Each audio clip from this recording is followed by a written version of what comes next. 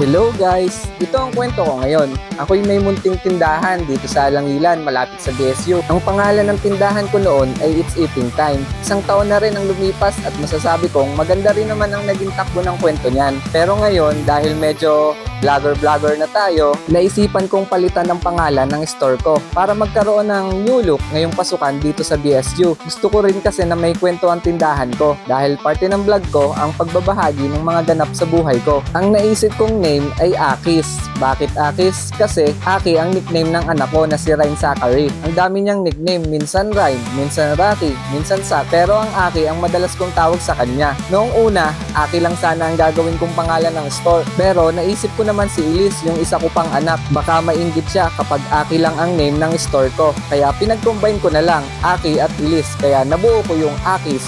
Bakit naman ganyan ang kulay ng logo ko? Simple lang, tinanong ko si Aki kung ano ang favorite color niya. Sabi niya, blue. Si Elise naman, ang gusto, pink. Si Jujan, black. Ako naman, yellow. Kaya ganyan yung naging output ng logo ko. Tapos sa kulay naman ng tindahan ko, yellow at blue kasi yun ang palagay kong medyo babagay dun sa design ng aking logo. Shoutout nga din pala sa kumpare kong si Junar at sa daddy niya na si Tito Noel at kay Tita dahil nakabahagi ako ng space dito sa kinaroroonan ng tindahan ko ngayon. At isa pa din sa plano ko, kung mapapansin nyo, medyo parang pang kids nga talaga ang atake ng tindahan ko. Kasi soon, bala ko gumawa ng maliit na cart na pwedeng gamitin sa birthday party o iba pang okasyon. Sa bawat booth naman, may iba't ibang pwede na fries, mini burger, fruit juice yogurt at ice cream. Aaralin ko pa rin ng maayos pero yan ang isa sa mga next na tatrabahuhin ko. Yun lang guys, salamat sa pakikinig. Kung kilala mo ako o napanood mo itong vlog na ito, suportahan mo na rin ako. Dayuhin mo ang munting tindahan ko. Tikman mo ang mga paninda ko at kumain ka ng marami para marami na rin ako kita.